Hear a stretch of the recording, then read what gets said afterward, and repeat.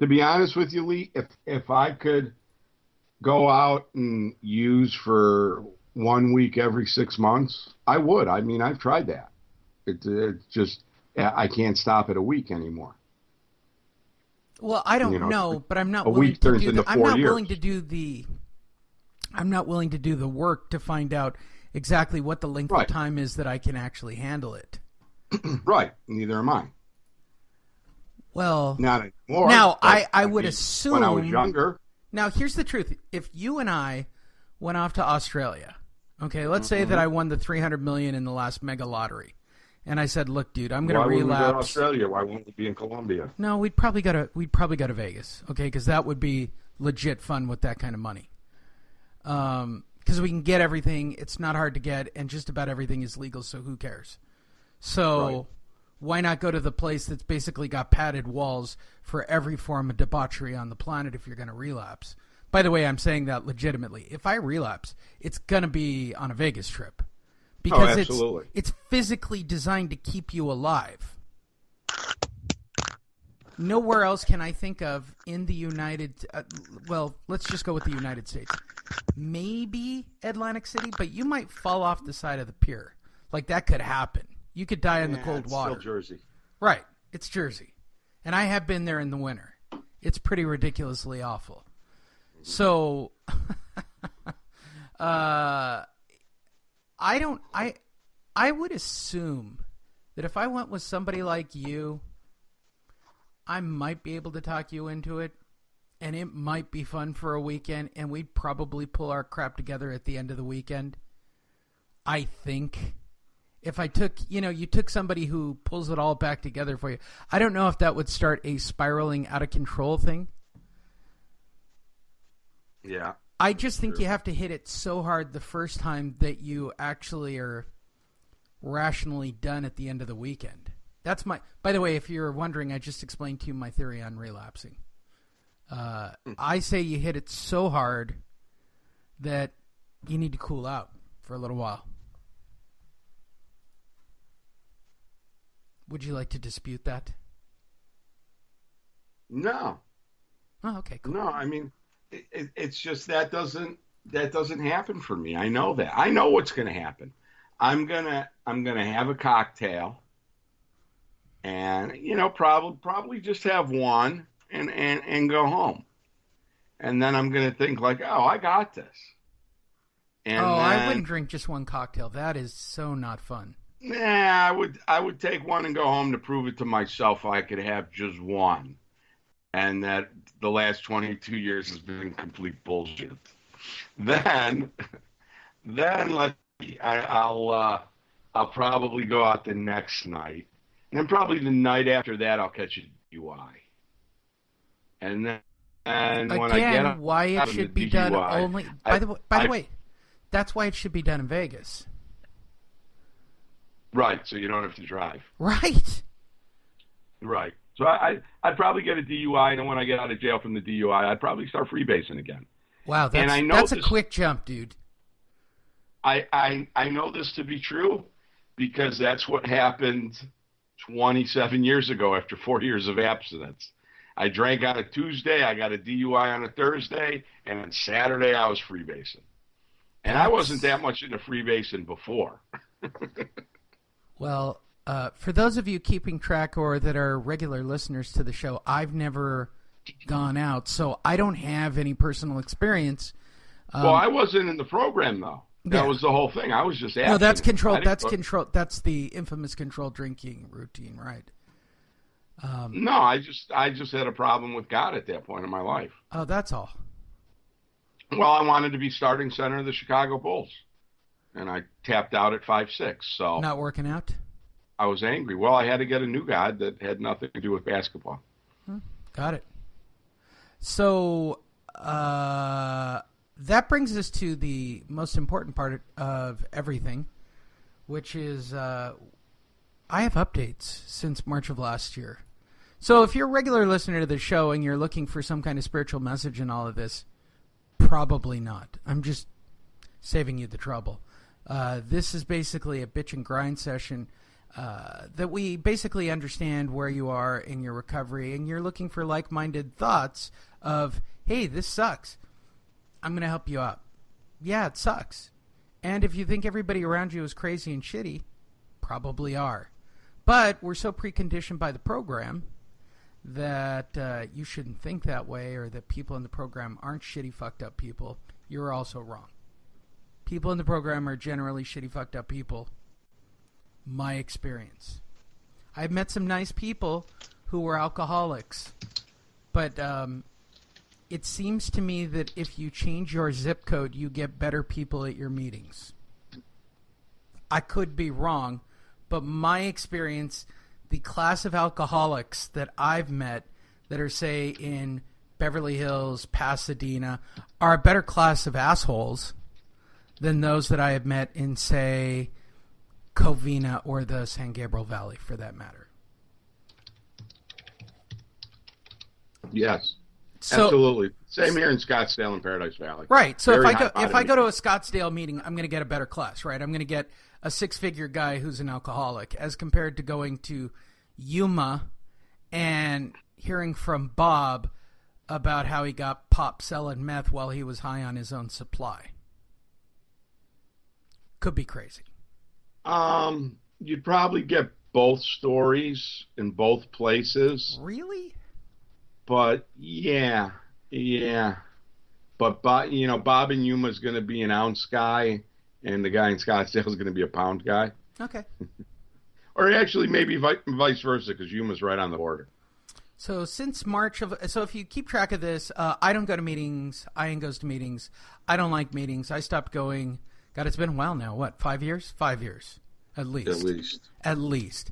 I am disgruntled with the program. I am now, but here's the thing. Since March, everybody in my area that I have bitched and complained and recorded podcasts about have left the area. They're either dead or they've left the area. So the guru... You got to find new resentments. Wait, the guru... Oh, my God. Wait, it gets better. Like, it's the crescendo to everything I've talked about.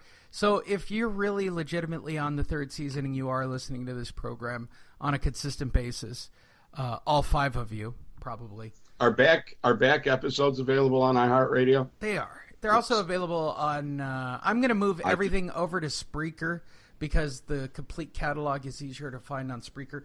It doesn't carry the full catalog on iHeartRadio, only the last 5 or 6. So what I'm going to do for all of you is I am going to move you guys all over to our Spreaker page.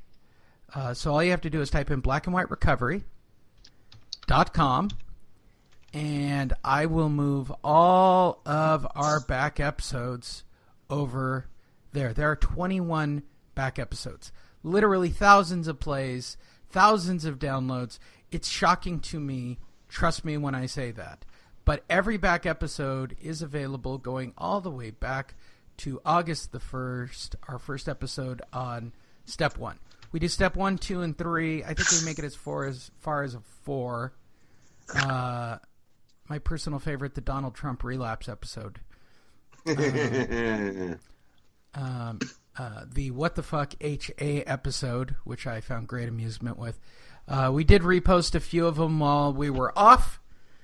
But, okay, so the guru of this area that I have talked about on many occasions while we were here, right? Yes. Who was basically fostering all the sober people in this area, who had, dare I say, a questionable set of ethics, basically sold his business to his kids. His friend that had been working with him forever tried to go and open his own store, and he disconnected from that friend. I'm hoping I'm saying this correctly. So I'm not going to get into what the businesses are. There's no need to get that narrow if either of them are listening. He might listen for the sake of just being nosy. But I've been saying this on marketing events. If you don't do marketing events, you're going to wind up in Tombstone, Arizona, that's where he is, by the way. You have to go to Tombstone. You have to go meet this guy. You have to go do the homework. for our next show. I need you to go to Tombstone. I can only assume that there's 3 meetings out there. There can't be more than 3 meetings in Tombstone. Did I lose Right. you? Are you following this? No, I'm here. All right. Yes. Okay, so this guy closed his store, gave it to the kids.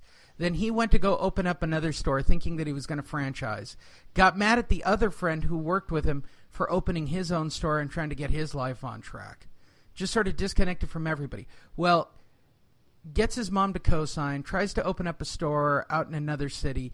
It fails. House goes into foreclosure. His solution, you ready? Pack it up, say fuck it, leave the burning, smoldering mess behind, and move to Tombstone, Arizona without a penny in his pocket. How fucking great is that? Wow. For those of you who No money. No money. For those of you who don't know, Tombstone, what is Tombstone's population? 5,000 people? Maybe. Not even anymore. The studio's the museum now. How do we say this? It is a predominantly pro-Trump crowd. Absolutely. Is that the best way to describe it? Let's just say that if you are African... you have some Tucsonites, and Tucson's actually pretty liberal. All right, here's my question. If I am, say, of African-American descent or Hispanic, and my car breaks down in the city of Tombstone, should I just continue to push my car to the next city? Yes. My point exactly. You should probably not even drive through Tombstone. Right. These people still wear guns on their hip. I actually said at a marketing event you'll love this.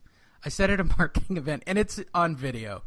My day job, for those of you who don't know, Ian's a realtor. Please, if you want to get the program realtor, call Ian. He's available. If you need marketing help, hey, call me. So I go do a marketing event for our friend Fred, and they come to me and they go, what do you think about email marketing? I said, if you don't do email marketing, you're going to wind up in Tombstone, Arizona.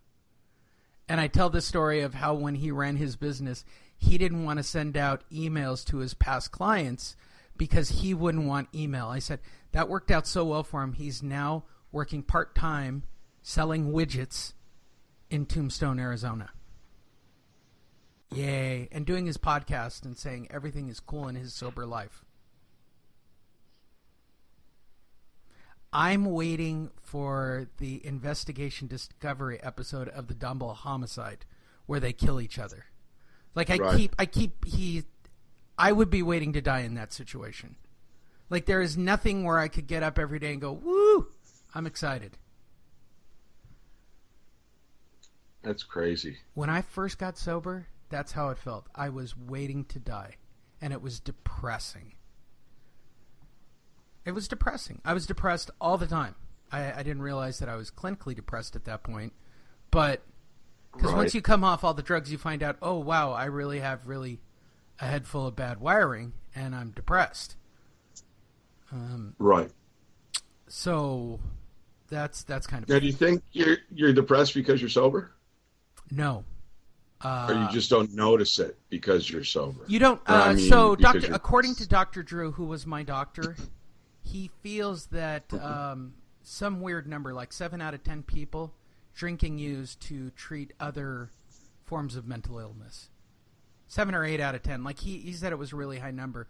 He goes, but they've never done long-term studies on that. He goes, but almost everybody he's ever met who's sober, who's addicted, is using chemicals and alcohol to mask real problems. It's a real thing. I'm okay with that. I take my, I go and do my jiu-jitsu. I take my supplements. I'm happy.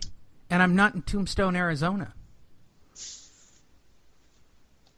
Dude, how bad do you have to fuck up that you wound up in Tombstone? Like, your friend who has less money than you is the one helping you move to Tombstone, Arizona. Even Dillinger was able to hang in Tucson. Wait, here is the really fantastic part about this, right? The buddy who he got mad at for leaving his business, who has less money than him, out of his own